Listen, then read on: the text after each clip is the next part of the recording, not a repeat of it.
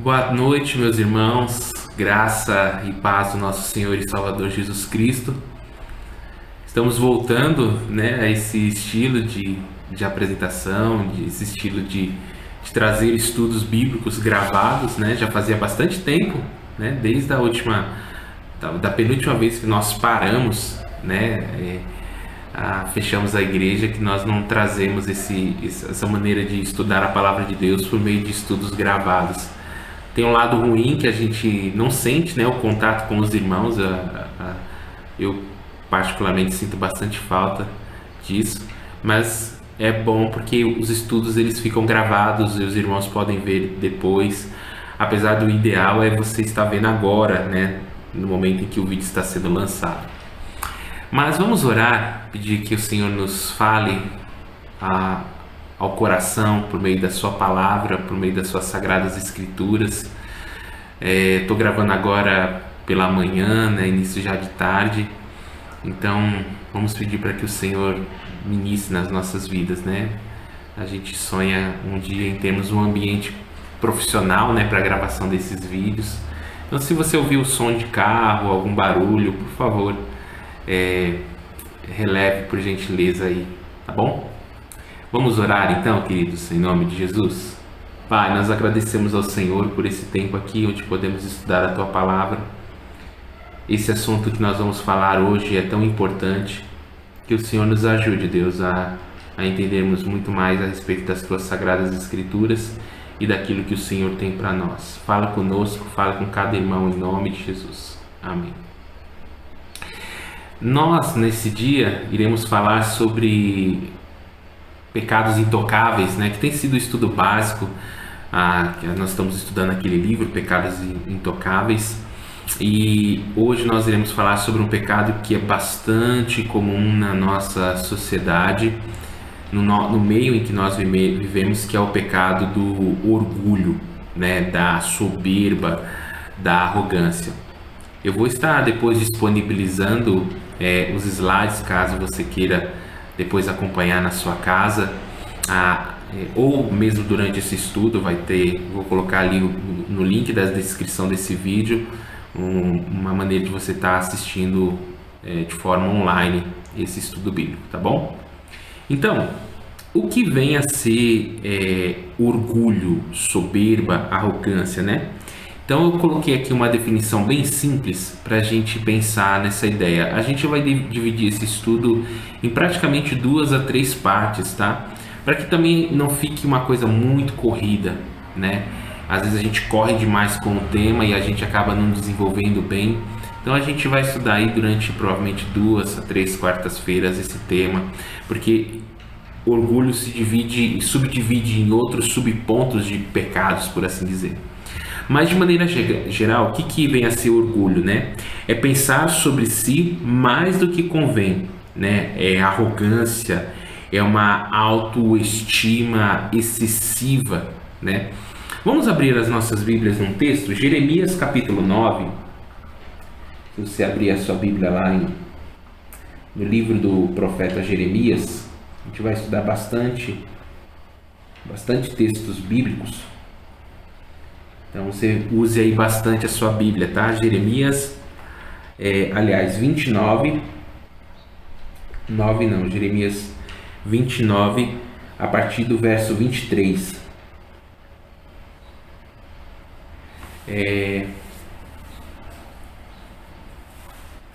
Jeremias 29. Deixa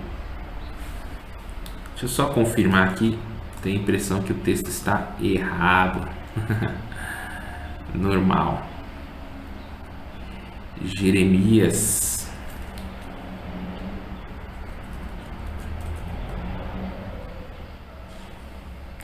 eu acho que é Jeremias 9. Deixa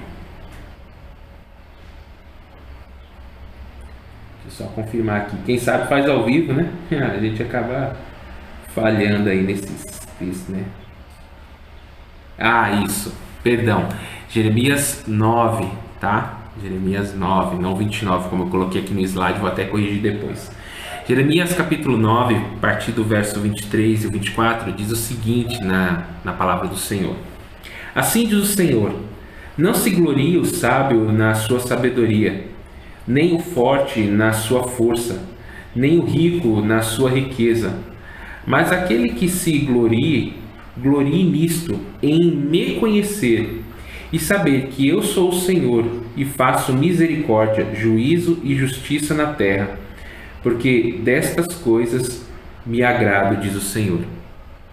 Então esse texto ele fala algo que é importante nós ressaltarmos quando nós pensamos em orgulho, nós pensamos em soberba. Esse pecado ele tem a ver com a maneira como nós nos vemos, a maneira que nós nos achamos.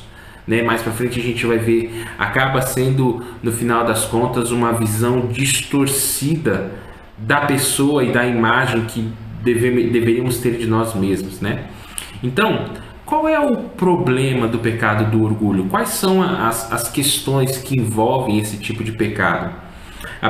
O primeiro ponto é porque é um pecado que tem como origem uma visão distorcida de quem realmente nós somos. Então, o pecado do orgulho e da soberba, de maneira geral, ele acaba sendo uma visão errada, disforme daquilo que nós realmente somos. É uma autoimagem distorcida pelo pecado. Então a pessoa olha para si e acha, eu sou assim, quando na verdade o espelho muitas vezes mostra que não é. Eu lembro uma vez que eu estava com dificuldade para perder peso, enfim, estou até nessa luta atualmente. E uma das coisas que a pessoa que tem essa dificuldade muitas vezes não percebe é o quanto ela está fazendo mal para si esse sobrepeso. Então, quando ela olha no espelho, muitas vezes ela não consegue enxergar que está realmente acima do peso e tal.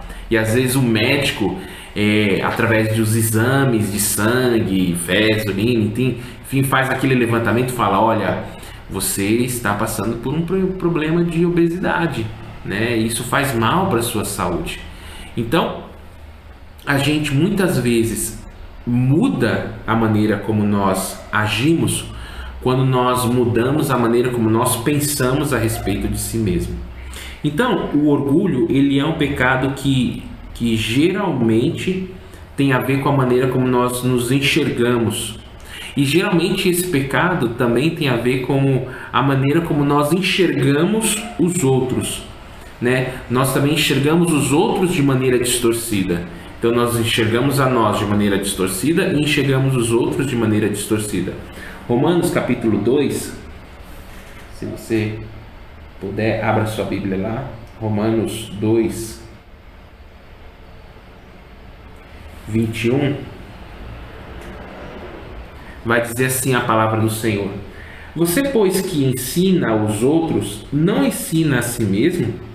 Você que prega que não se deve roubar, rouba? Você que diz que não se deve cometer adultério, adultera? Você que detesta ídolos, rouba os templos? Então, ele está falando disso. Uma das facetas da soberba, da arrogância, além de uma distorção própria de si mesmo, é uma distorção da imagem daquilo que nós temos na vida de outra pessoa. Então é um pecado que tem uma dupla faceta. Ele não somente é uma distorção de si mesmo, mas ele é uma distorção também daquilo que nós vemos do outro, da imagem que nós temos a respeito da outra pessoa. Então, ele parte do princípio de que o amor a Deus e ao próximo é quem irá nos ajudar a lidar com o pecado da soberba. Então, como é que nós conseguimos lidar com essa autoimagem desfigurada e com essa imagem que nós temos do outro de maneira distorcida? Primeiro, quando nós amamos a Deus e quando nós amamos ao próximo. Abra lá sua Bíblia, 1 Coríntios capítulo 8.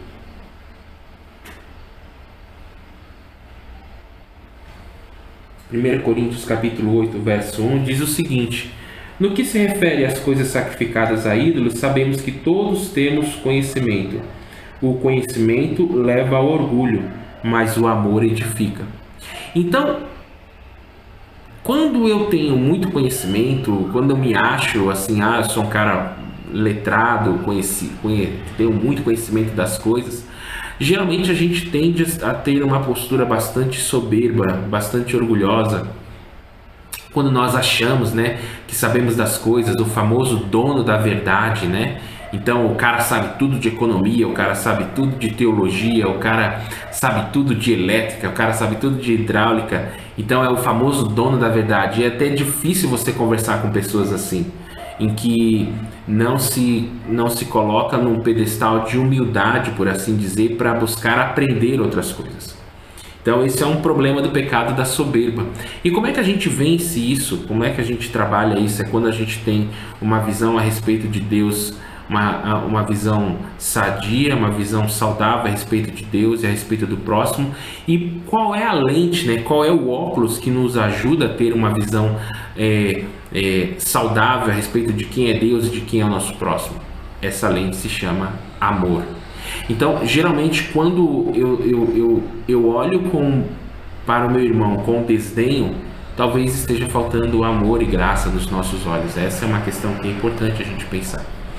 Então, nos próximos estudos, após nós identificarmos o que é soberba, o que é arrogância, nós vamos trabalhar 4 pontos a respeito da soberba, né? 4 pontos que afetam, que a soberba afeta nas nossas vidas. Ou tipos de orgulho, tipos de soberba.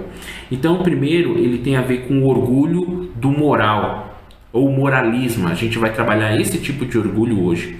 Depois nós vamos trabalhar mais outros 3 tipos de orgulho, que é o orgulho da doutrina correta, o orgulho das realizações e o orgulho do espírito indiferente. Então, basicamente são esses 4 tipos de orgulho que nós temos, né? A moral, a doutrina correta, as realizações e a indiferença. Então, o que irá nos ajudar a entender esses pressupostos a respeito do orgulho? É necessário entender que Deus se opõe poderosamente contra os arrogantes. Então, como é que a gente entende que orgulho realmente é pecado? E como a gente entende que esse pecado é grave e precisa ser tratado, e precisa ser trabalhado, e precisa ser mudado? É quando nós entendemos como Deus reage a esse tipo de pecado. Aí vou pedir para você abrir a sua Bíblia lá em Tiago, capítulo 4. Epístola de Tiago 4:4. Lá vai dizer o seguinte: infiéis, vocês não sabem que a amizade do mundo é inimiga? Aliás, a amizade do mundo é inimizade contra Deus? Aquele, pois, que quiser ser amigo do mundo se torna inimigo de Deus. Então, a gente depois vai olhar o texto de 1 Pedro 5:5.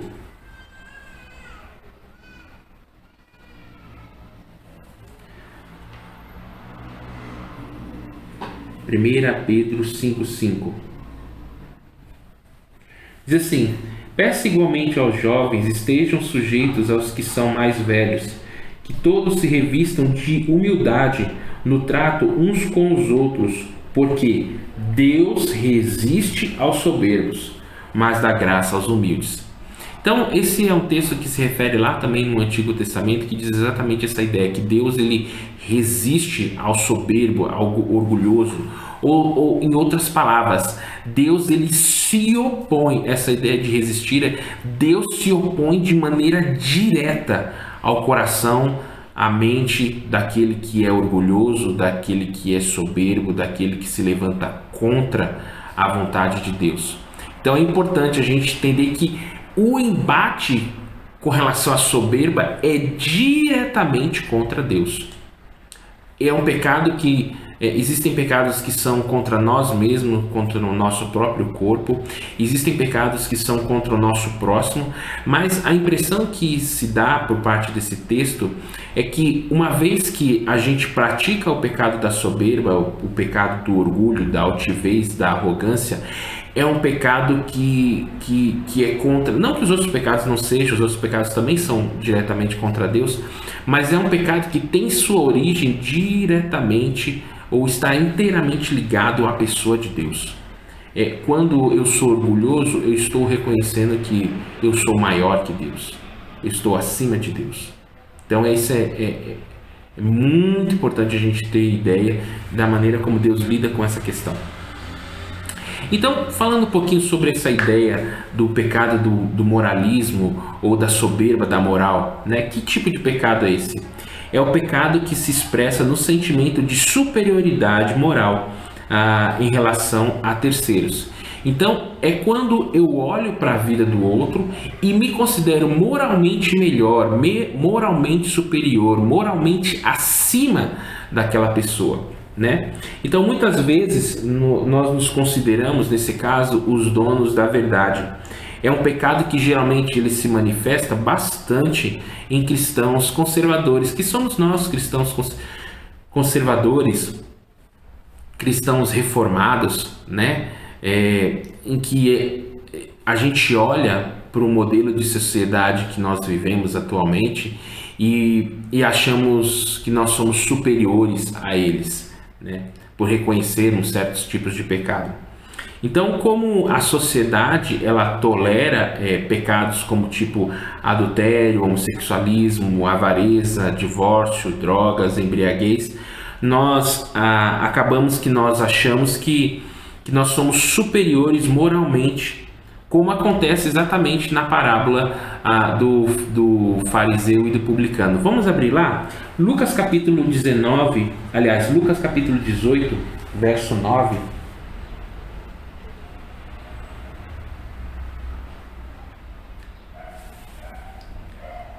Vai dizer, Jesus, quando ele conta a respeito daquela parábola do fariseu, né, e do publicano, ele fala que aquele fariseu, o publicano, ele batia no peito e pedia misericórdia, não tinha nem coragem de olhar de levantar os seus olhos, enquanto o fariseu em sua oração falava: olha, eu agradeço porque eu não sou igual àquele publicano.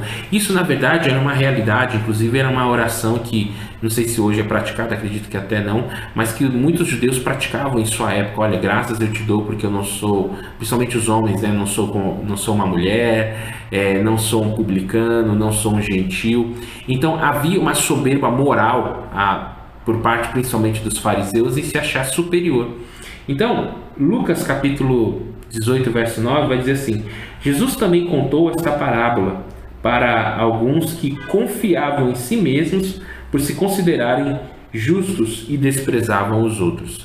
Então, quando o crente, o cristão, olha essa sociedade depravada que se autodestrói por meio do pecado, a nossa reação muitas vezes é considerá-los inferiores, né? A gente não diz isso de maneira clara, mas muitas vezes é a nossa atitude. Por exemplo, quando a gente se depara com uma pessoa que é homossexual, a gente tem dificuldade de abraçar, dificuldade de amar. Quando essa pessoa chega num ambiente de igreja, a igreja muitas vezes distrata ou maltrata, ou não recepciona, ou não cuida.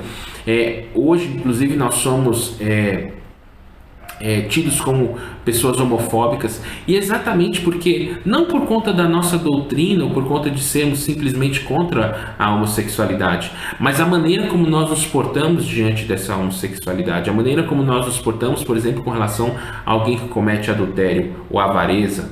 Isso não quer dizer que a gente tolera, ou que a gente permite, ou que a gente ache absolutamente normal esses pecados acontecer.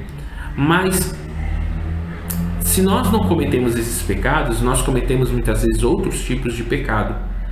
E nós aliviamos a barra, passamos um pano, achamos que esses pecados não são tão graves, justificamos as nossas falhas e os nossos erros. Esse é o pecado da soberba moral. Então, por isso, este é um pecado que é extremamente comum em nosso meio. E tão comum que passa a ser realmente um pecado destrutivo. Então, para nós caminharmos para um momento final desse estudo, né, achei por bem a gente dividir esses estudos em várias partes, em estudos até menores, para que a gente possa pensar, analisar a respeito disso. Quando nós adotamos a atitude, como nós vencemos esses pecados, né? Como nós entendemos que nós pecamos e erramos? Primeiro, quando nós adotamos a atitude humilde, baseado na verdade. Qual é essa verdade? Verdade que somos salvos apenas e exclusivamente por intermédio da graça de Cristo. Então, nós não somos salvos por obras, Efésios vai falar isso. A salvação ele é um dom de Deus.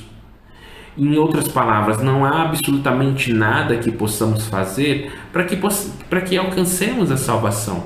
Ela não vem por meio de um mérito próprio. Não é algo que nós construímos com as nossas mãos. Não é algo que nós temos por nosso próprio esforço. Não. É uma atitude de compaixão e misericórdia do próprio Deus. Ou seja, o Deus que enxerga a nossa miséria espiritual e por meio de Cristo Jesus se colocou em nosso lugar, morrendo a nossa morte, para que nós hoje tivéssemos a vida. Então, quando nós olhamos a salvação por essa ótica, que vem por meio de uma total graça divina, a gente começa a observar que eu não sou melhor do que aquela pessoa que ainda não experimentou dessa graça. Isso é importante a gente entender, porque a gente vai se considerar tão igual ao outro. Apenas como os dois são mendigos, mas um mendigo encontrou pão. Só isso. E nada mais. Uma outra forma de nós também entendermos essa questão desse pecado e de nos guardarmos desse pecado é quando nós olhamos o Salmo 51:5. Convido você a abrir nesse Salmo. Salmo 51:5. Lá vai dizer o seguinte: eu nasci na iniquidade e em pecado me concebeu a minha mãe. Então, ninguém é naturalmente correto. Ninguém é naturalmente bom. Aí a gente volta ao texto novamente lá da graça. Ninguém nasce bom. Nós somos extremamente corruptos, né? Quando a gente abre lá em Romanos, que é um texto bastante conhecido, Romanos 3:23, se não me engano.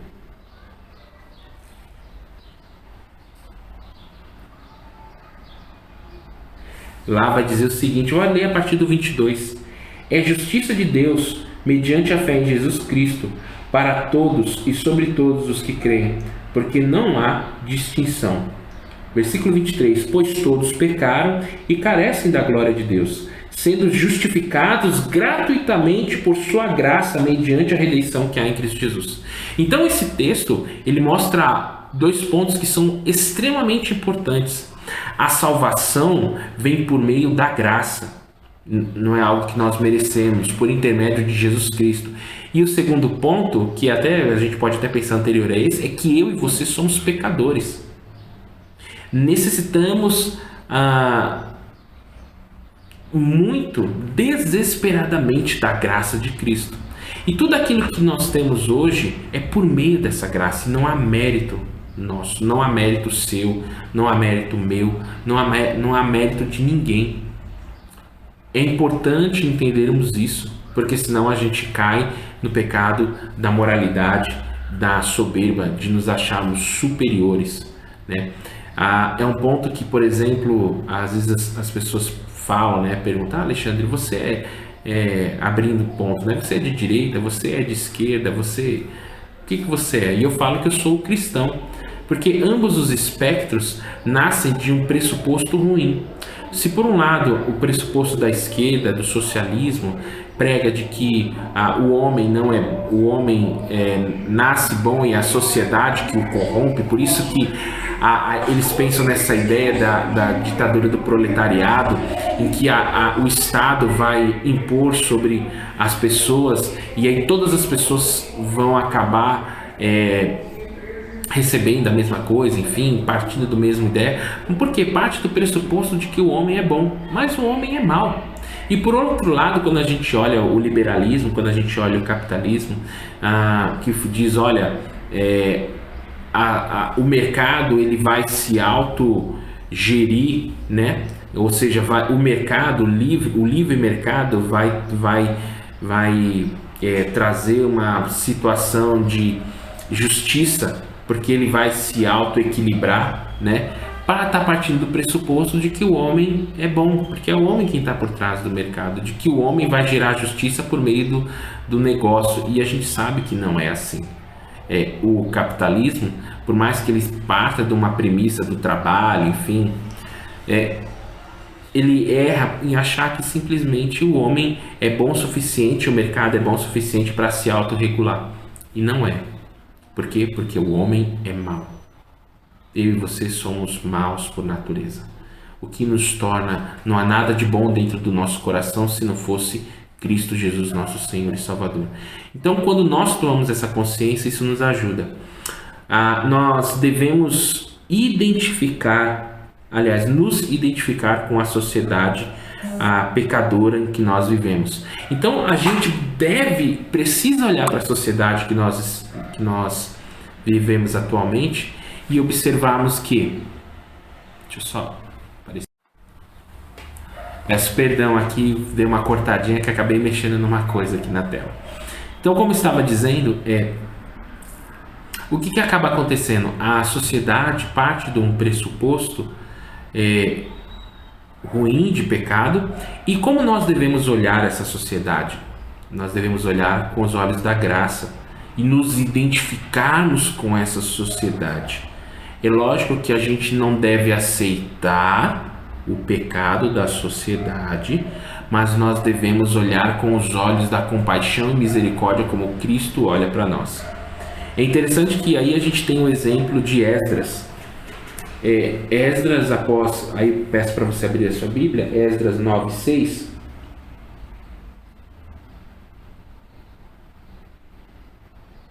Esdras, capítulo 9. Eita, tá fugindo aqui o Esdras. Esdras 9:6. Aí. Esdras retorna do cativeiro da Babilônia e tem ali a missão de restaurar, né, o sacerdócio em Israel, o sistema religioso israelita, no qual o que acontece? Os israelitas eles perderam a ideia de uma vida santa, de santificação, da guarda da lei, se corromperam, e Esdras não. Esdras se manteve firme nos pressupostos cristãos durante o período da Babilônia, não se corrompeu, não se vendeu, né? Mas como é que Esdras ele se vê diante dessa sociedade corrompida em sua época?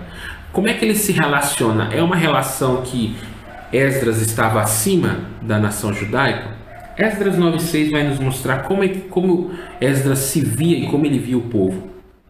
É uma oração que ele faz assim: olha, meu Deus, estou confuso e envergonhado para levantar a ti a face.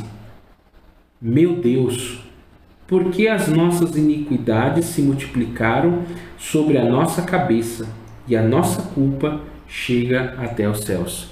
Ora, Esdras se manteve de maneira pura, santa, buscou ao Senhor. Como é que então ele faz essa oração dizendo que ele pecou juntamente com o povo de Israel? Porque ele se identificou com a nação. Ele não se colocou acima da nação. Não. Ele se identificou com a nação. E essa deve ser a maneira como nós devemos nos portar diante da sociedade, e essa é a maneira como nós vivemos a vida cristã diante dessa sociedade.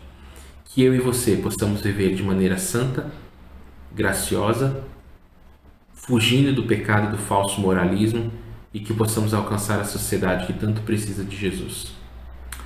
Um bom restante de semana a todos. Deus te abençoe.